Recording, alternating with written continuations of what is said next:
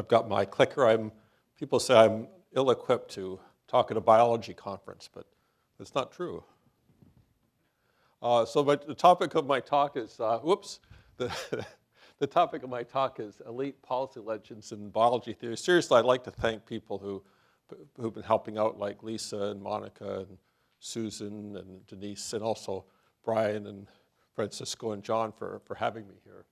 But this is the topic, elite policy legends in biological theory. And what's an elite policy legend? It's a little, you'll see it as the talk unfolds. It's an entity, you might even say a meme, that has some stability over time that people repeat to each other. It's a little like, say, a folk song or some joke, except it's believed. That's one difference. And another difference, it's shared not among old geezers working in a lumber camp. I mean, it's shared among the elite, the writers, the intellectuals, the leaders of society.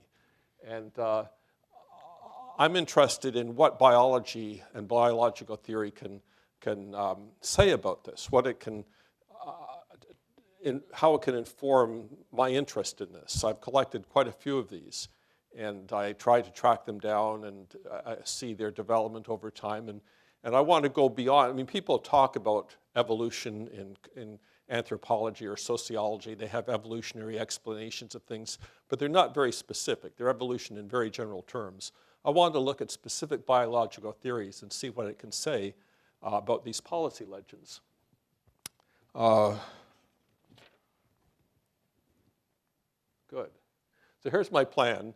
I'll give some examples, and then I'll give a general definition, and then I'll talk about some biological analogies of some of the things that I've seen in the development of these policy legends. Here's Donald Kagan, who's a classicist at Yale. He was the dean, actually, of arts and sciences at Yale. And this is an influential book he wrote on the origins of war. Over the past 2 centuries, the optimists and pessimists, each predicting the end of war for different reasons, have been proven wrong.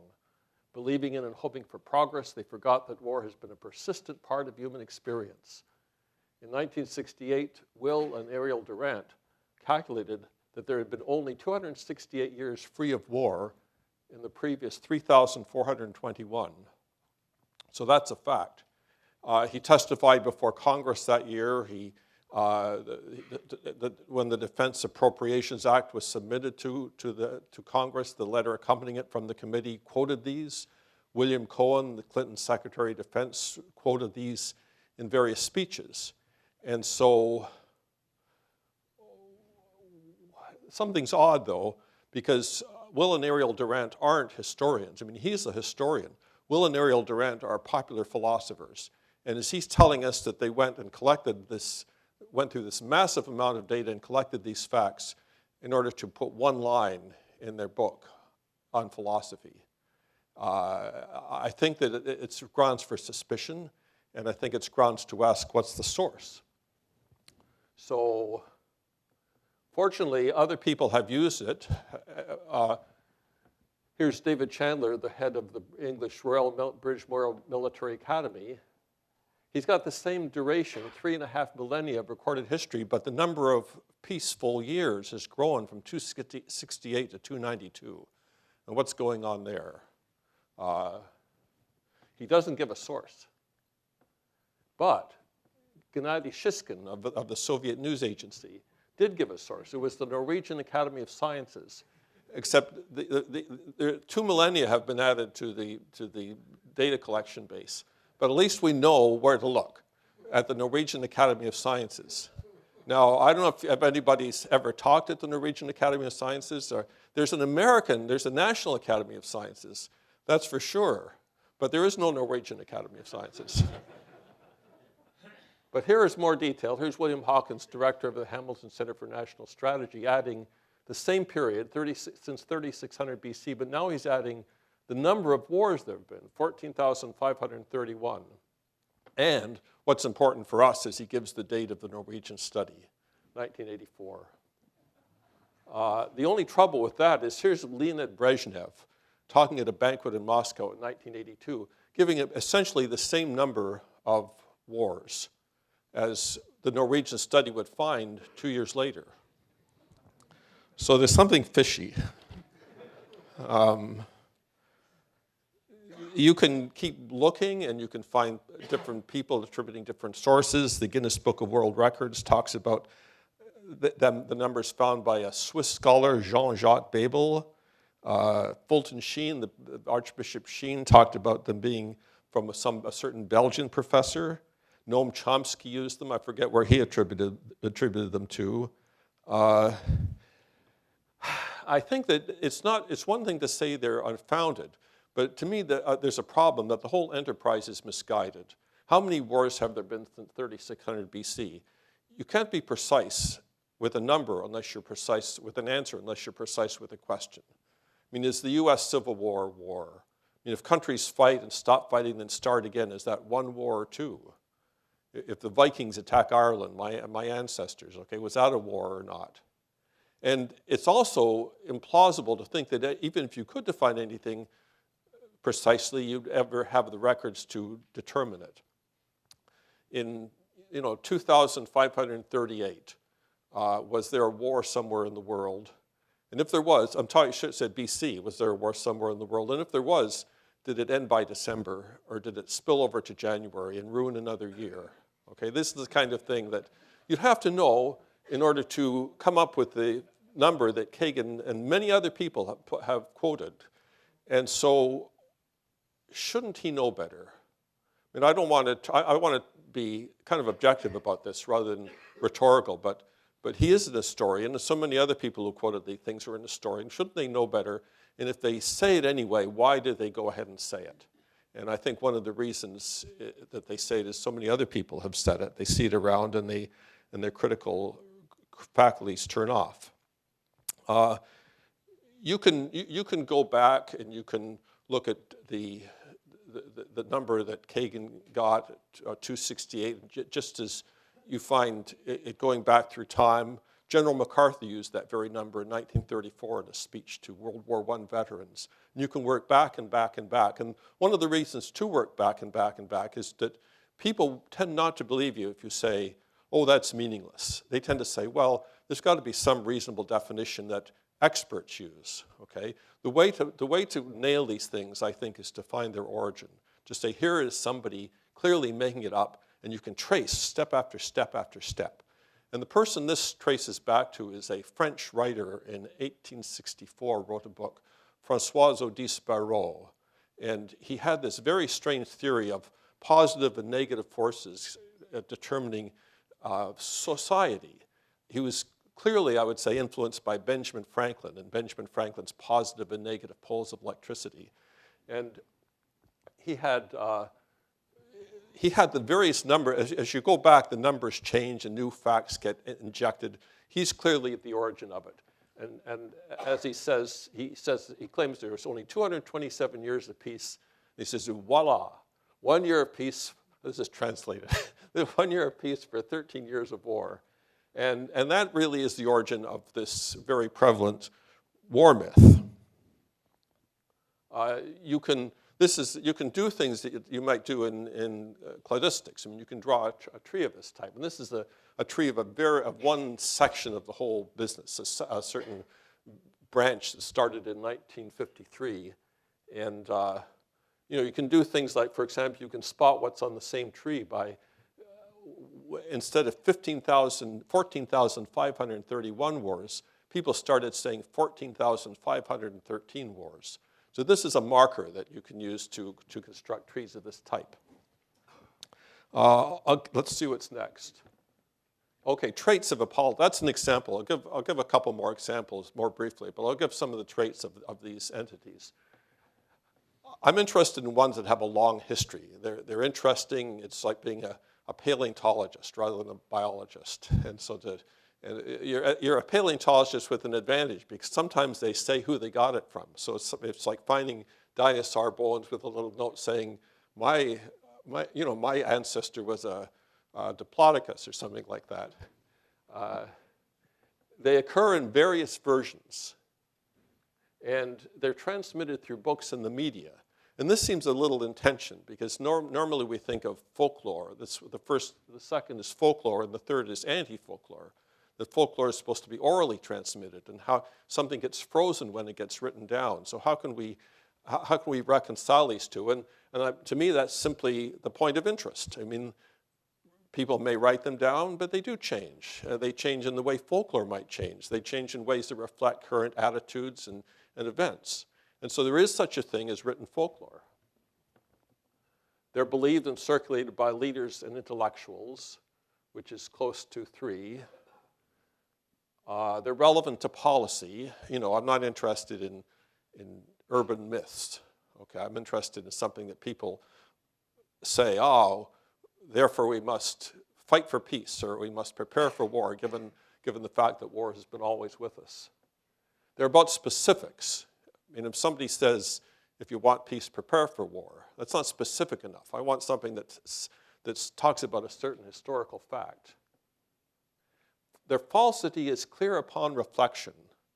I suppose in principle I could even look at the descent of true facts, but I'm more interested in ones that have to fight to survive.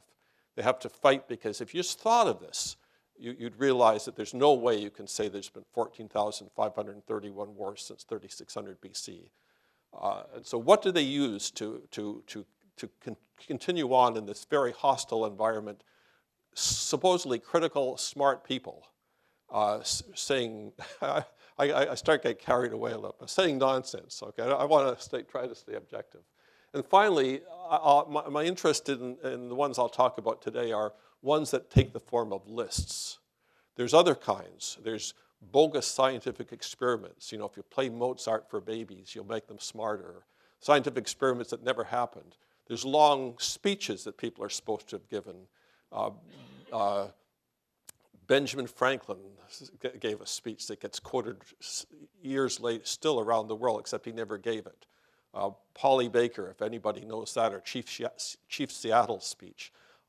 They're all in the genre, but I'm more interested in things that occur as lists. Yes.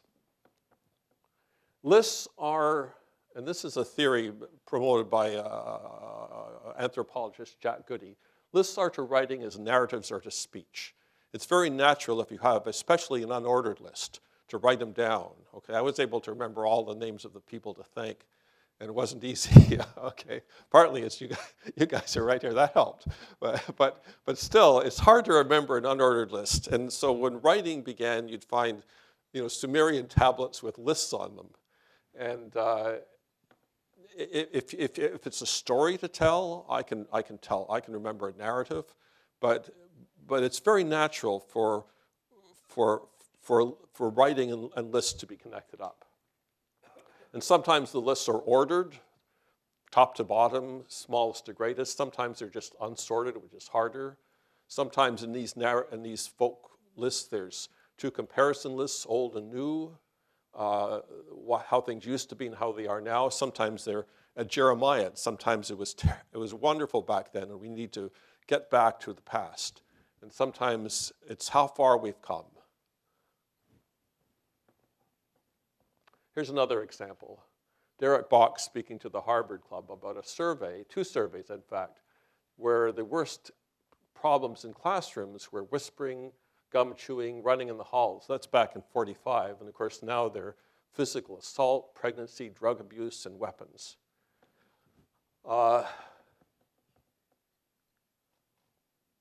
Here's the same list in the Wall Street Journal, only 7 versus 7. He had, I think, 4 versus 4, but most of his are there, except, interestingly, they don't have weapons as a problem in 1990. There's something to say for that. There's something to say about that later. But many people use these. William Bennett had him in his Handbook of Social Indicators, Jocelyn Elders, the Surgeon General, people on the left and people on the right. And so where did they come from, and how credible they are? They came basically from a fellow who was a wealthy Texas oilman. He got deeply into drugs, lived in Fort Worth. He got deeply into drugs. He went on a craze. He murdered his ex-wife and her lover. No, his ex-wife's daughter and her lover. He was tried for it. He got off. And acquitted. Do you know who I'm talking? Remember that? Close, Cullen Davis. Cullen Davis. That was the guy. He's the guy basically responsible for these lists. And how did he, Derek Bach had 2 surveys done. He wasn't trying to foist them off as surveys. He said, I finally tracked him down, and he said, I know the 40s problems because I was in school then. I know the 80s problems because I read the newspapers. And the reason he made them up was because in jail he was converted to evangelical Christianity. And he had a $1 million collection of jade art.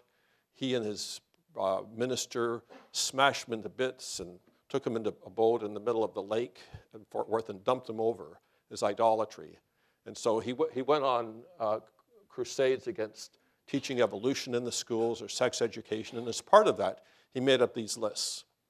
And they hung around in the Christian conservative community for about 5 years.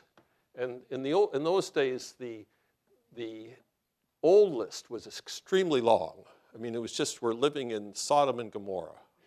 And so one of the evolutionary adaptations of that old list was to shorten, as you've seen, to go from originally 20 down to 17, down to 10, up down to 7. And when they got 7 versus 7, it was very appealing and they took off. But I'll get to that later. So just like you can do family trees of the war myths, you can do a family tree of these lists. And it's interesting, there's not much sex. There's a little bit of sex. I mean, there's not, everybody's descended from one person, more or less, and that's true for these things. The fact that there's many of them around encourages people to retell them, but when they actually reproduce them, they tend to focus on one item and reproduce it, maybe with some changes. So here's a third example. I hope let's see, there's the clock. Okay, I'm doing all right. The cabbage memo, I better speed up a little. The cabbage memo, here's the New York Times saying that the creation of the world in Genesis has 40 words, the 10 Commandments 297 words, the Declaration of Independence 1,821. But a government pamphlet required 2,500 words to announce a reduction in the price of cabbage seed. So this has a certain point. Regulation, verbosity. Here's Walter Cronkite in 1977. The Lord's Prayer, what was it before? It was the 10 Commandments in Genesis. So now it's the Lord's Prayer is 56 words. The Declaration of Independence is 300. Before it was 1,800. The New York Times and Walter Cronkite disagree. That one says that the Declaration of Independence is 6 times longer than the other. But a European Common Market directive on the export of duck eggs runs 26,911 words. It could be duck eggs, it could be caramel, it could be all kinds of things. It's almost always 26,911 words. For some reason, that's a point of stability. And so the origin of this is a government regulation in 1943, which simply defined what cabbage seed is as part of its restriction on the price of cabbage seed, which was getting out of hand after the Nazis captured Holland. And the 26,900 words, somebody just multiplied the whole memo by 10, and it did many things as well as regulate cabbage seed. But that's another example of a list. But you can see the list is not too balanced, 7 versus 7. It's old versus new. And just one last thing. I just want to add this for Ken's sake, okay? This is a UCL professor, Norman Davies, saying about how the US Congress voted for the adoption of English rather than German as the official language by 1 vote. And that's a rather unusual version of that claim. Sometimes it happens in 1776. And sometimes the person who cast the vote is Benjamin Franklin. Sometimes they voted to adopt Greek almost as the official language. The fact was then incorporated into lists. This is an interesting thing, the thing hiding out or surviving by getting put into a list. All the ways in the past, true or false, that 1 vote saved the day. And I won't go into the origin of that, but that's an interesting thing to discuss the origin of. In any case, Here's my mapping. An individual organism goes to a token of the legend, a particular copy. So in a sense, that slide that I just shot up was an origin, was a token, was like an animal. It has low survival value because it's going to be hard for, you know, you didn't have your pens out copying it down. I'm surrounding it, I'm putting in this hostile environment where I criticize it and say how it's completely false. So it's not gonna reproduce. But it is, in my concept, an organism, that event. Reproductive fitness is does it get transmitted, and does it retransmission get retransmitted, and so on. It depends on its credibility, it depends on its perceived importance. It depends on its reproducibility.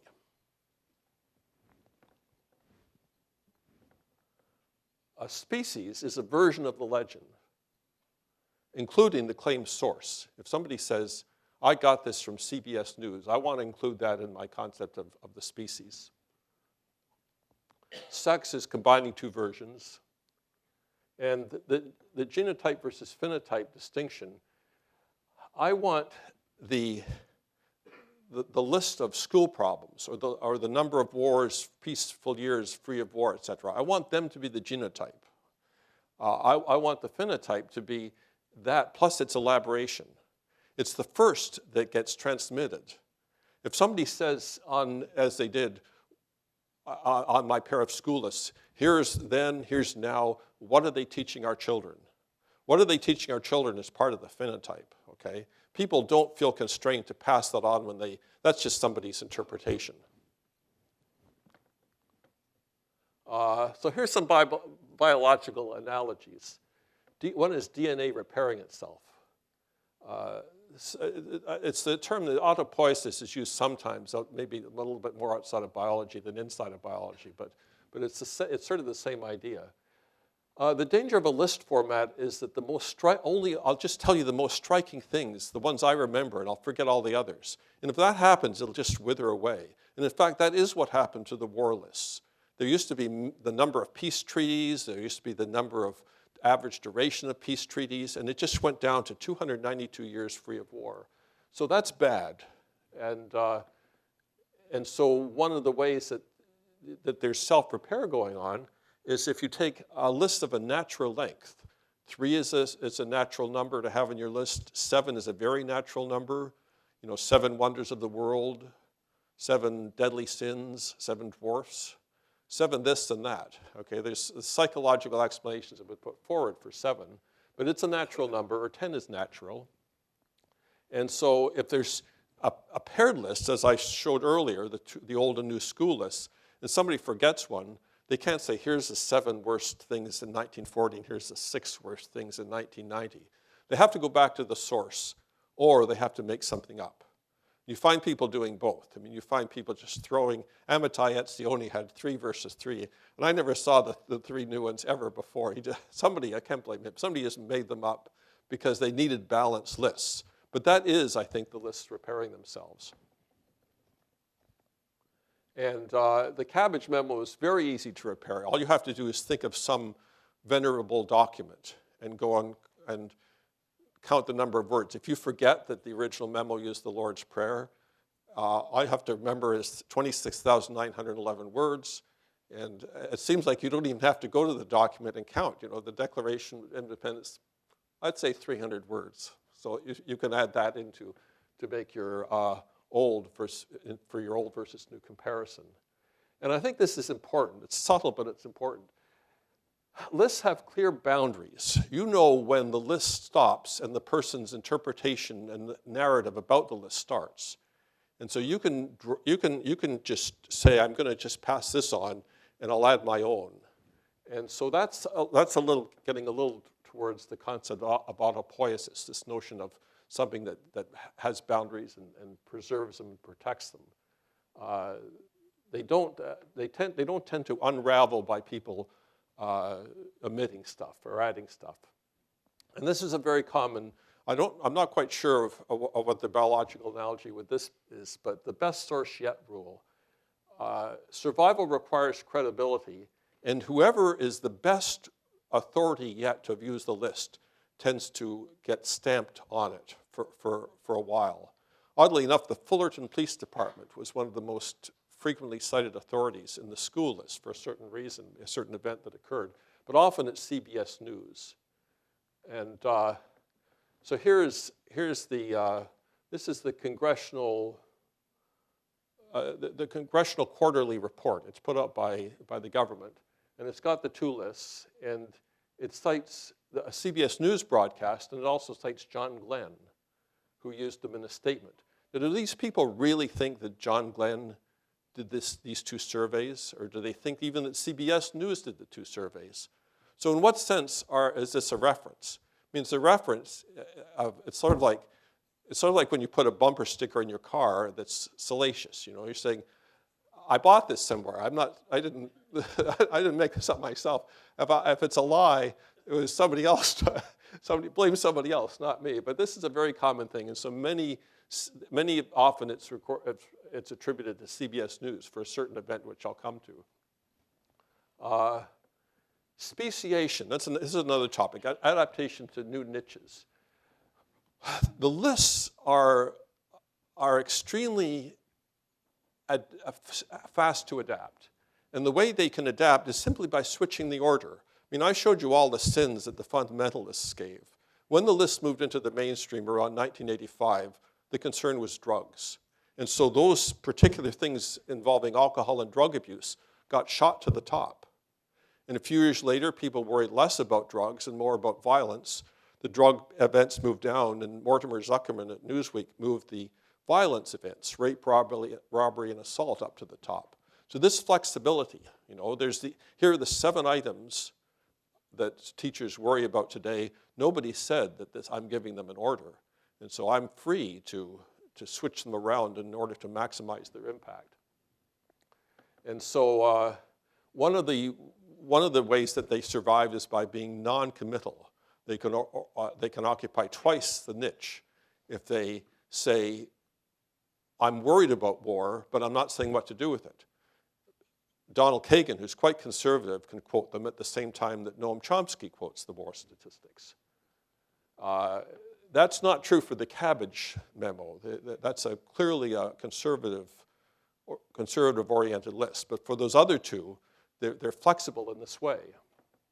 It's the elaboration where you start revealing your political stripe. One of the problems with being non-committal is it also helps the list in another way to reproduce. Harper's reprinted the school lists in 1985, and it gave a clue that it didn't necessarily believe them. Actually, I have the publication it took them from, this Presidential Biblical Scoreboard, which cites various Congress people and how well they vote according to godly teachings. And Harper said that. But people started quoting it as if it were true, and here's the editor a couple of months later saying, maybe we should have thought about this before we just published it as it was. And it's true. Here's the weighted moving average, first-time uses of the list from 1985 to 1984, and Harper's, right at the beginning, gave it a big boost. It fell off a little, but that doesn't mean it doesn't have to, it's lurking. People can read Harper's. A few months later, they can read George Will use it or Ross Perot use it, and they pick up on the list. It goes up and down and basically up. Other mechanisms of speciation. Well, this is kind of un-Darwinian for some intentional guiding hand to step in and try to make it more viable. And I can say that it doesn't work. I mean, people have tried to fake things. They tried to deliberately design it in ways, and most of those concoctions have fallen flat. Sometimes, two other ways things that happen: streamlining and updating, forgetting about qualifications, moving the fact that the survey was done in 1980. Well, let's move the survey forward 10 years, because now it's 1990, and people think this is old news if we say this second survey was done in 1980.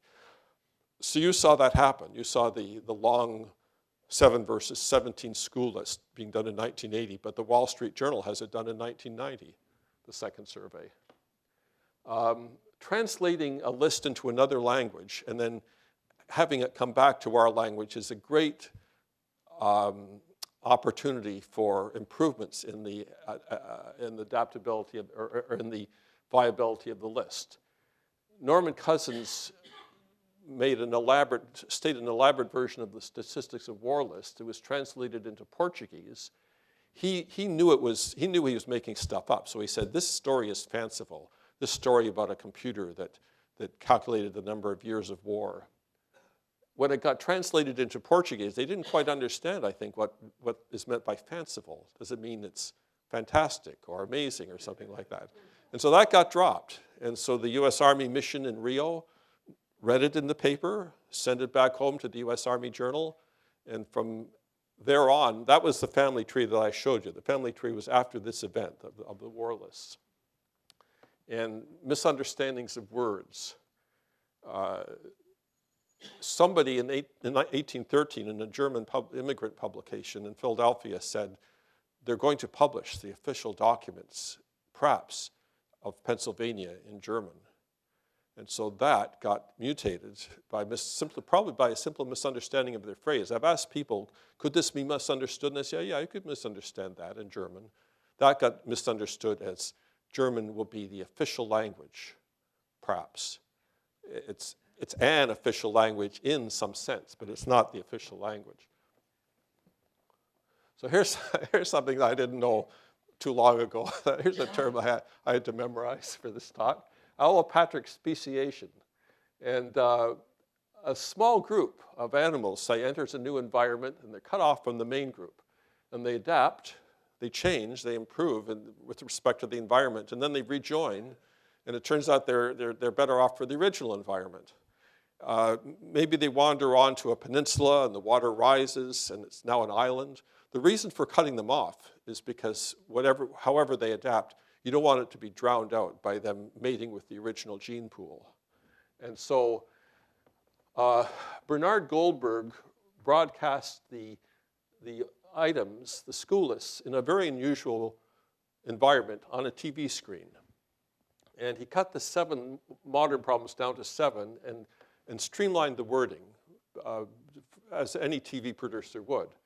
But the trouble is, how on earth is that going to reproduce? It's on the screen for a few seconds, it's gone, and who can copy down 7 items like that? It turned out that one animal, one token survived. Somebody was watching the newscast. It was about violence, children who commit violence. He had a friend writing the book. He switched on a tape recorder, or videotape machine, and he got it. And then he sent the videotape to his friend, and that friend used the videotape in a book, Children at Risk. And if that's how one species made it back, one animal made it back from the island onto the mainland in this improved form. And another, I think, interesting, it's sort of, this is like the converse of this theory of allopatric speciation, that you almost never see in this school lists of 7 old versus 7 new, you never see any complaints about guns being brought to schools or weapons being brought to schools in the modern version. Why would that be? My own opinion is because it circulates back and forth between liberals and conservatives. And when it goes to use by conservatives, they filter, this is partly theoretical, but it's amazing that Bach's example was almost unique. The conservatives filter out weapons and guns as a danger for fear of gun control. And so if somehow the 2 uses of the list could be separated, if it didn't have to go through these 2 environments and meet up with maybe there'd be a very effective version of the school list takeoff that has guns in it, but there isn't one. And I think that the mechanism is, that mechanism is a reason. So I think I'm doing all right in terms of time. I think it'll take 3 minutes and 38 seconds. The last thing I'll mention very briefly is predators and prey. What are predators in this sense? The predators are me and various other people going around debunking. And there's a close parallel between this and the typical interaction of prey and predators, in that foxes eat up their food supply. Rabbits expand and foxes slightly out of phase expand, and then the rabbits go down and then the foxes go down. People, once they don't listen to, once they don't hear the schoolists anymore, they're not interested in the debunking. And so the debunking dies out. And I think there's two differences. One, that some legends, these things never die in a sense. There's not much sex and there's not hardly any death, because it's true that if they're gone from the TV screen, that's death. But if they're in a book in a library, somebody years from now could go into the library and resurrect them. And I think it happens sometimes, but there's another difference that makes up for that, that the cycles of foxes and rabbits are teensy compared to biological time, evolutionary time. But I think it's true, and I think this has happened. I did a pretty good job of debunking the schoolists, and it got a lot of publicity for odd reasons. I was on 2020, and it was the same show that Kate O'Callaghan was on, being interviewed about the O.J. Simpson murder. And they switched from him right to me. And so I got a tremendous number of people listening to this debunking. And the year before, it had been used, the schoolists had been used 10 times in Congress in 1993. In 1994, it was 0, okay? And so I'm hoping that by the time the rabbits start to recover, the environment will have changed, which is something that doesn't happen much in evolution. I'm hoping that there won't be fertile ground. They do seem to be coming back, but I'm hoping that they won't really come back, because we'll see, they may not speak to people's concerns. So what's my conclusion? You know, there's various analogies for various analogies for this kind of thing, of rumors and information. People talk about the marketplace of ideas. And I would say the main benefit I got out of this from thinking biologically is just to ask new questions and to take a new viewpoint on this. Okay.